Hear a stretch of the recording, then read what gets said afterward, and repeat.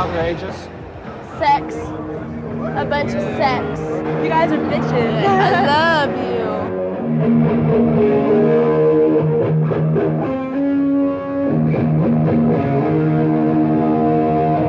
It's okay up here. See if you can guess this one, man. Check this one.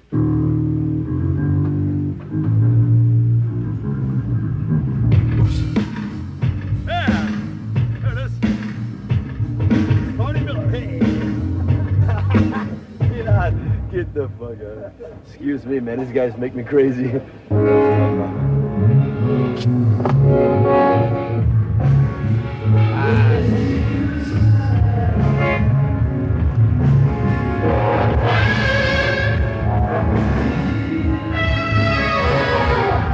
W.A.S.P was actually something that was a brainchild of both myself and Chris Holmes that didn't really come to pass until about almost 7 years after the fact. We had a band originally called Sister. Sister was the first band to do things like using a 5-pointed pentagram, a symbol that's now used where the people are showing the horns of the devil. Out of the Sister experience, I met a guitar player, this tall, blonde young man, 19 years old, named Chris Holmes. Oddly enough, believe it or not, I was thumbing through a copy of Hustler magazine. And there's a section in there, if you're familiar with Hustler, there's a section in the back called Beaver Hunt, which is where all these voyeuristic men send these somewhat less than professional snapshots of their wives in and what have you. And they always have one for the ladies usually, and it says for ladies only. Well, I looked at it and here's this blonde thing standing there, and it's up underneath it says rock and roll animal, and I showed it to the drummer at the time. I says, look at this dude. Look, is this guy a character or what? Real funny. He called me up and he says, well, I hear you're a guitar player. I said, yeah, I play guitar. Because he saw the ad in the magazine. And the first thing I said to him was, how tall are you? And he said, 6'5". I said, how long is your hair? He goes, about halfway to my rear end. I said, you got any zits? He goes, no. I said, come on down. Sister broke up in 1978. We went back to the drawing board, and about 4 years went by from the time of Sister to W.A.S.P. And W.A.S.P. then incorporated this idea of psychodrama, which I've since been told is psychotic people doing drama. At the time we first started playing with Tony, Randy, Chris, and myself, we started playing at a club in Hollywood called the Troubadour.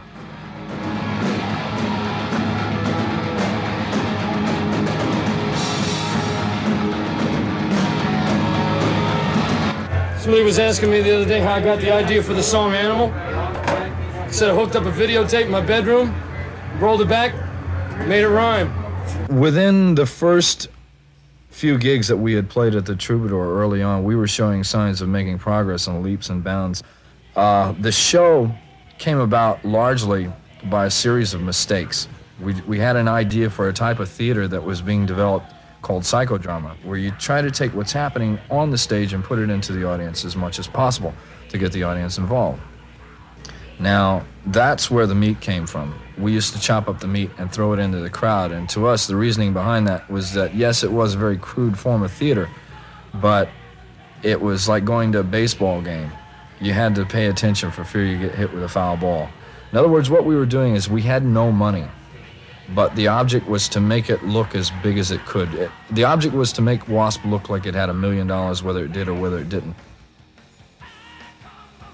Tell you, I'm intense. I should have been born triplets. I got 3 times the intensity, 3 times the sex appeal, 3 times the macho any man alive. You know why the guys all come to these shows and you never see girls? Because all the guys got the girls home locked up. They don't want them to come home sitting here seeing us because they go home getting the Vaseline thinking about us. That's why they never come out here anymore. Well, when we did the Troubadour shows, we had the sign, big W.A.S.P. sign, big letters. We had these flames that go off around it. But we had different heights so we could put this sign to different places. Well, at that time, we got it down 1 click too low. When Blackie went up to start it with the torch, his hair was up, had all the hairspray. And when he lit it, his hair lit. And these kids up in the front, they're going, yeah, burn, Blackie, burn! To create controversy, we staged a blood drive with the American Red Cross in Los Angeles, and they brought down a semi-tractor trailer with a dozen beds and a half a dozen nurses. And I remember on the last day, I went to this truck, this mobile unit that they had, and they lined about 100 pints of blood up on the wall. And I took a photo in front of it, and it hit me at that point what we had done.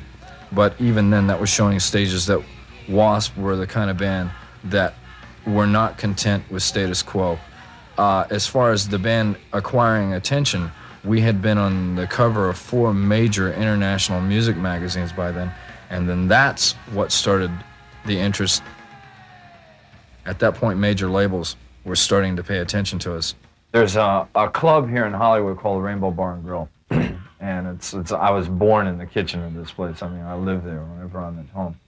And I was walking through there, through the bar area one evening, and there was a girl there that I knew, and she was sitting with this guy named Rod. And he says, "Aren't you such and such?" Because I had been on the cover of an issue of an English magazine called Kerrang, which he was familiar with. And he says, "Yeah, I've seen you guys." And he starts going on and on and on about things that he didn't like about what we were doing. And I thought, who the hell are you? You know, I mean, I never met this guy before. So about 3 months goes by, and we were getting ready to play a show in Hollywood at the Troubadour. It was a special Halloween show, and this magazine I spoke about, Kerrang, had sent a photographer, Ross Halfman, out to do some photos of us. And Ross shows up, and he brings Rod along with him to this Halloween show, and Rod said he was coming along for a goof. You know, he didn't take us seriously or what have you. 2 days later, after we played the Halloween show, I'm walking through this Rainbow Bar and Grill again, and there's Mr. Rod Smallwood sitting there again. And he grabs me by the arm, and he pulls me down in the seat, and he immediately starts in on me about what I'm doing wrong. You're doing this wrong. You're doing that wrong. You're not marketing right. I go, who the fuck are you? You know, I says, here, I'm managing this band by myself, and I'm doing this, and I'm promoting it, and I'm doing all this stuff by myself, and I have no help and no money. And I says, where are you coming off from to tell me this stuff? Now, the first time I met the guy, I hated him. And the second time I met him, I liked him even less, because now he's really come down on me hard. Well, after we talked for about an hour, it dawned on me that he had designs on what we were doing, and he saw something there. By March of 1984, we had landed the deal with Capitol, and we had commenced recording the first album. In that first album was what was later to be regarded as maybe the most controversial song we've ever done, a song called Animal, I Fuck Like a Beast. Animal was a song that, because of its highly controversial lyrical content, was a song that people said would never get a lot of attention. We got a gold disc for it. The first album was called W.A.S.P, and it was a collection of songs that had happened within the first year of us playing together. Tony Richards played drums on that first album, but Tony was not to go on any further with us after that. In walked Steve Riley, who at the time was a godsend for us. He was exactly what we were looking for at the time. Animal was probably the first song, Animal being I Fuck Like a Beast, was probably the first song that really caught on for the band. But I Want to Be Somebody was the first real anthem, something that could be exposed overall, exposed so to speak. It came from an idea of, if you remember the old Barney Miller show, there was a guy on there named Ron Glass, who played the part of a guy named Detective Ron Harris. And over the course of the run of the show ran for 11 years. Over the course of this show, after about the 4th or 5th season, Harris started writing a book called Bob, or Blood on the Badge. And he had labored and labored over this book, and he finally got it published, and he's just going to his first autograph signing party, and he's already asked Barney, who's Hal Linden, he asked him, he goes, can I get off early at, say, noontime to go and do an autograph signing for my book? And he says, sure. So Harris is talking on the phone, he's talking to his publisher, and he's just about getting ready to leave. And a mugging detail comes in over the phone, and Barney says, Dietrich, you and Harris, go check it out. And Harris goes, but Barney, I have to go to my autograph signing. He says, Harris, I said now. And he slams down the phone, he says, God, I want to be somebody. Like, and I watched that and I laughed my ass off when I watched it. But then I thought about the genius of it. I thought, you know, there's got to be a lot of people that feel like that out there.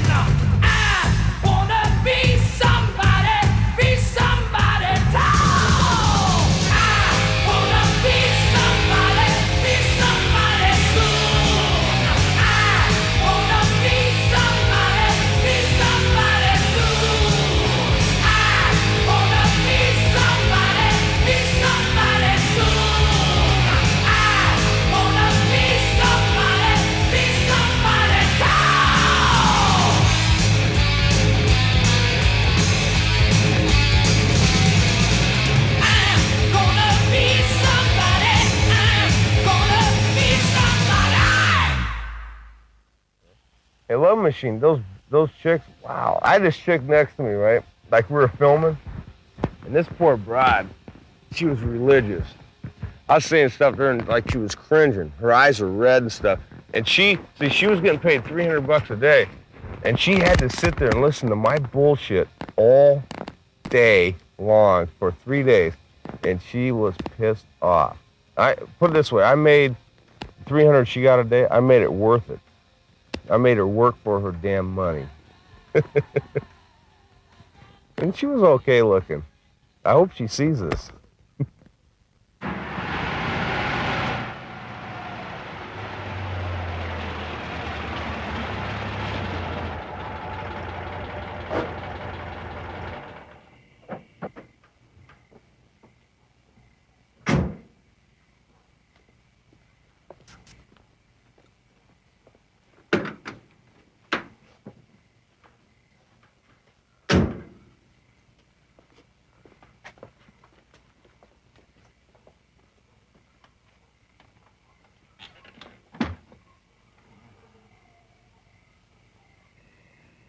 Good night.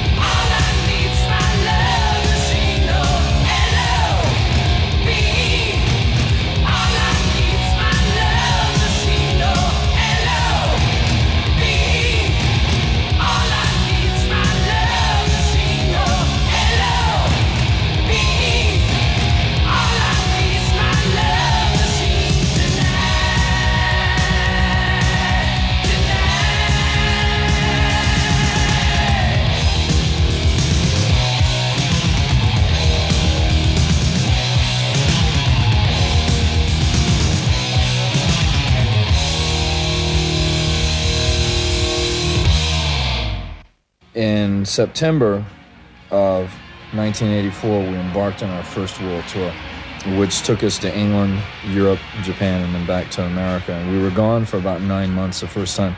We started on the UK leg of the tour, and that's where the Live at the Lyceum video came from. And that was a landmark video at that time because it shows people exactly what went on. But nevertheless, when you're doing a show like that is that visually intense, I think people are going to come out thinking they see things that never really happened, which is one of the beauties about rock and roll theater.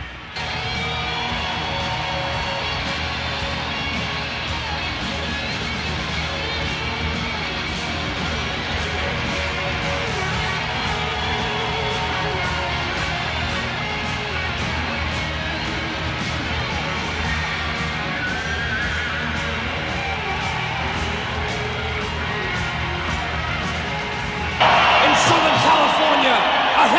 child thunders down the highway. He is the man that doesn't die. He is the outlaw that rides. He is the Hellion.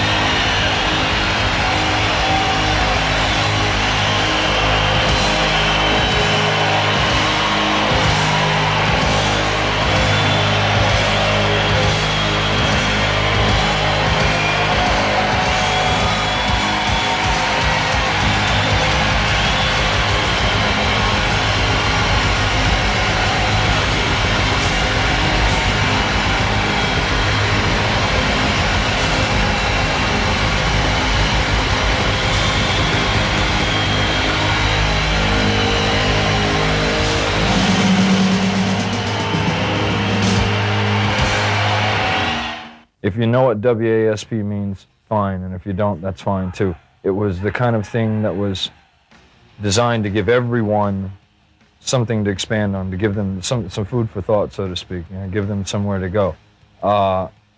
In that sense, the name has worked perfectly for us. I don't really foresee, or I don't see myself, the connections with the occult or what have you, because to me, well, I studied the occult for 3 years, and I know exactly what that stuff is about. I don't study this stuff anymore because I've since determined that it's not for me. But for anyone to say that W.A.S.P is an occult or a satanic band or anything like that, personally speaking, I think that's a bunch of bullshit. After we finished the first world tour, we got ready to start our second album, which was called The Last Command. Out of that came some great songs. One of them being the first video from that, which was a song called Blind in Texas. Blind in Texas was the song, and thereafter the video, was an idea of something that happened to us on our first world tour. We actually, it's a true story, the things that happened there. We had about 3 days off there, and we met a guy down there who owns a record store named Texas Tapes and Records in Houston, Texas. A fine young man by the name of Jeffrey Hammer. And Jeff is probably Spuds McKenzie reincarnated. You know, I mean, here's a guy that likes to have a good time. We got down there, and like I said, the 3 days off, this guy was playing the host to the max down there. So we had a good time, and we kept on having a good time. And the song actually came about, I wrote it in the middle of a blinding snowstorm in Minnesota one night. So it didn't actually, the event took place in Texas. The song was not written in Texas. It took, I guess, that long to recuperate after it was all over to try to figure out what was going on. After the song was recorded, we made our first video for the album Last Command out of it.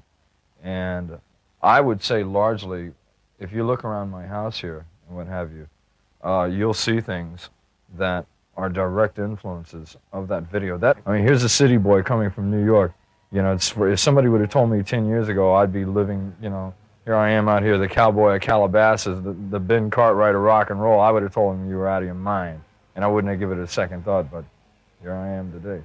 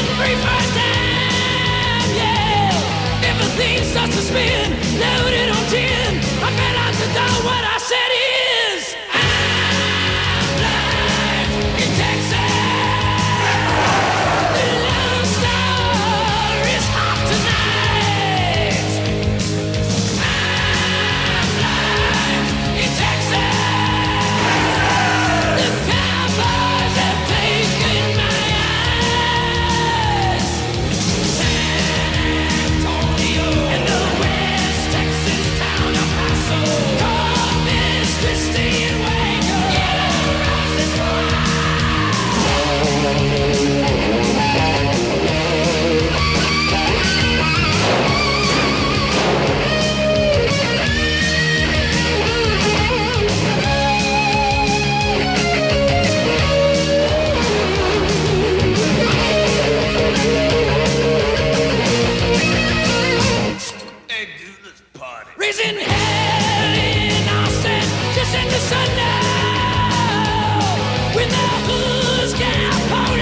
decided to come round. They said, well, what's the matter with you? What you trying to do? I looked at the man and I said, I'm in Texas. The love story's hot tonight. I'm in Texas. I'm in Texas.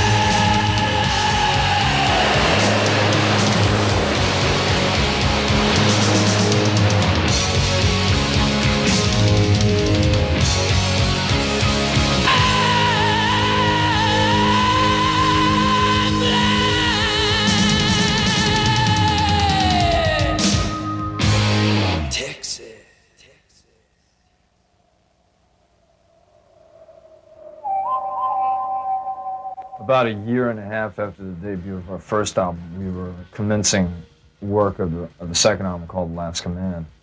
And right about that time, there was this wonderful organization that cropped up called the PMRC. And the PMRC stands, theoretically, for the Parents Music Resource Center. It's, in effect, an organization which is now defunct as we speak. They're an evil organization in the sense that whenever you dictate to someone how to live their lives between now and 20 years ago, things should be left to the individual as to what they think they should or should not listen to. If you don't want to listen to what we're doing or you don't want to watch it, then don't buy it. Don't go see it. But there's no reason in the world for anyone to try to put a label on it.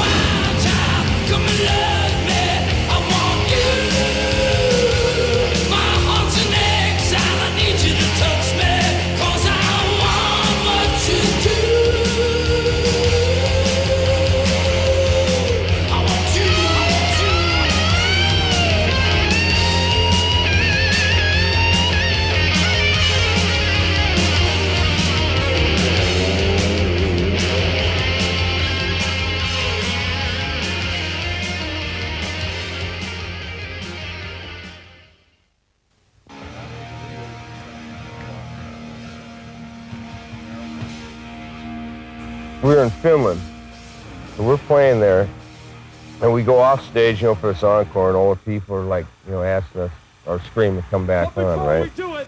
All of a sudden, you know, we come back on, right? And Blackie's doing this, telling about the song. We had a song called Animal with I F like a beast, or, you know, F means fuck. I fuck like a beast. So, you know, I'm standing there, and there's no lights on. I can barely see anything. And all of a sudden, the next thing I can remember is I was looking at the ceiling, and my roadie drugged me off stage, and I was looking at my amp. And somebody had carried a rump roast about this big around, and it was like about 32, I'd say about 22 degrees outside. It was frozen. And this kid had thrown it up on stage and smacked me in the face. That's like getting hit with about a 50-pound rock. Bob, boom, and I was out. And they drugged me off stage. And next thing I can remember is just waking up. My roadie's shaking me, going, Chris, get up, you got to play. He just threw me back out on stage. Guitar was out of tune, everything. And I just went out and played the song, out of tune, laughing. I didn't care. The next day I had a big welt on my head. I looked like a cyclops. You couldn't even see my eye. We knew, like, Randy was going to be leaving the band. We knew that already. So it was a perfect opportunity for me to go back and play guitar. So I told Chris, I says, I really don't want to play bass. I call bass a tool of ignorance.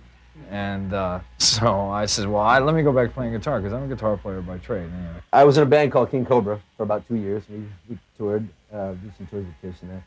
And then I went on tour, and it was King Cobra, W.A.S.P, and Ted Nugent on tour. So we were finishing up the tour in Texas, right?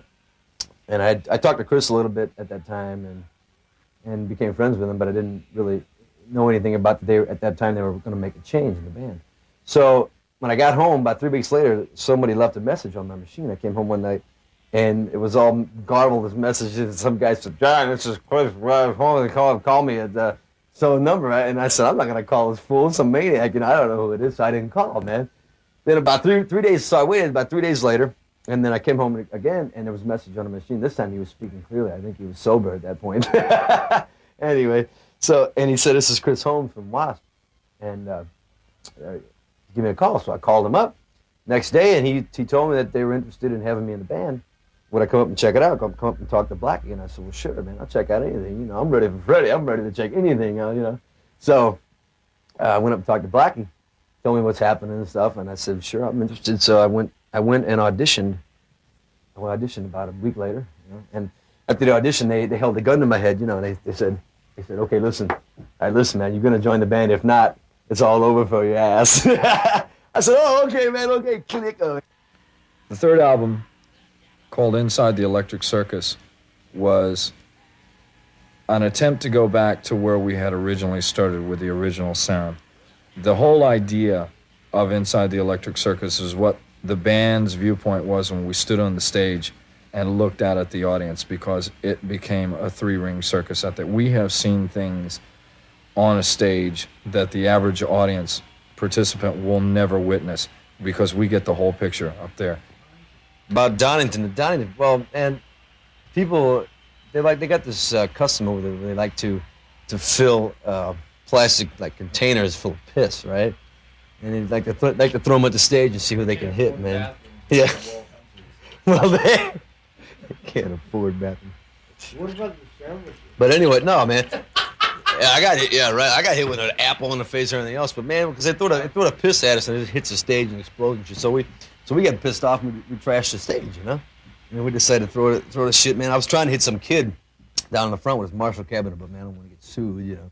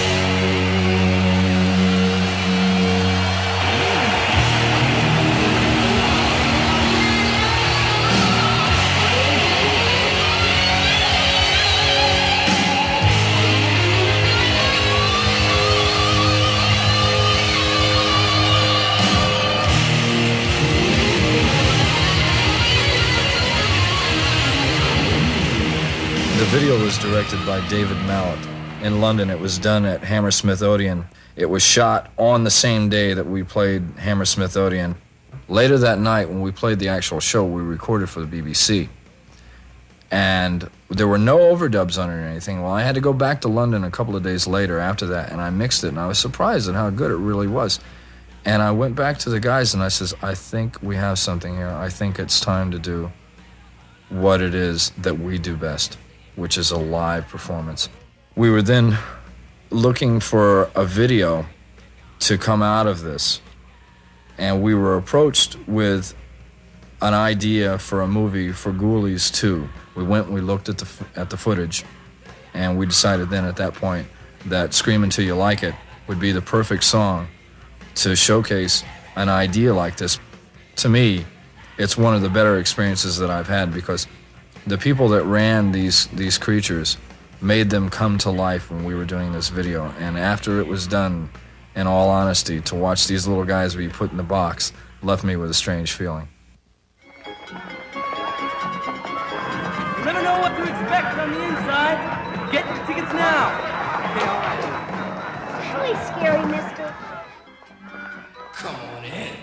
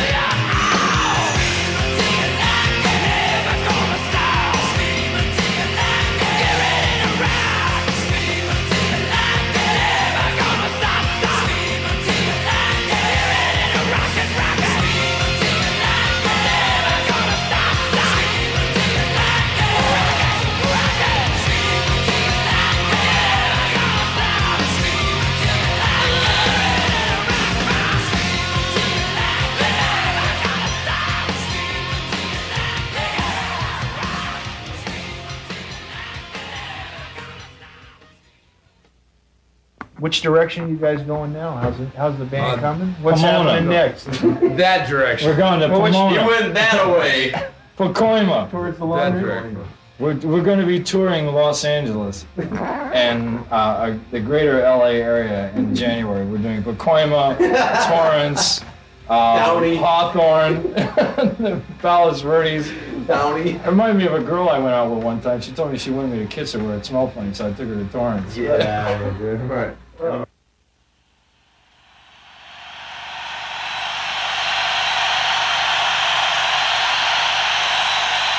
to do something for you now.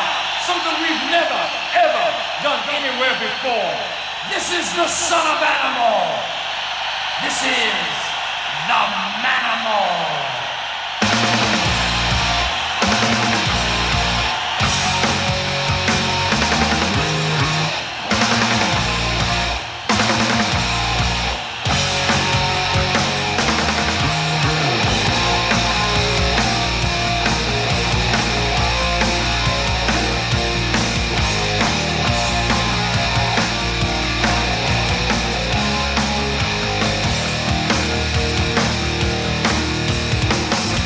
I gotta tell you something.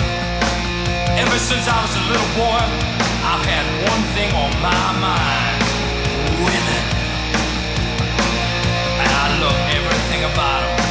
The way they look, the way they smell, the way they feel. Well, this is a story about obsession. Obsession in the purest sense. That's how I got the name. The Manimal.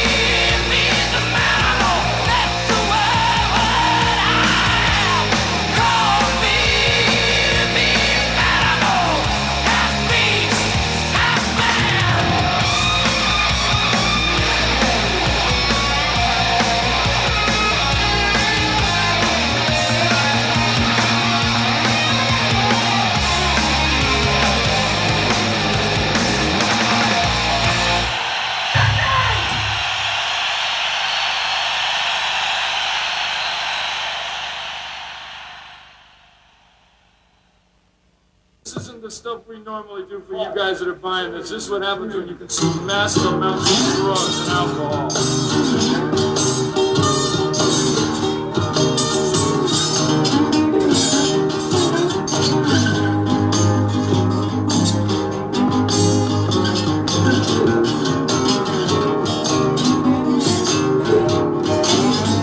Look at Gabby Hayes and Pat Buttram.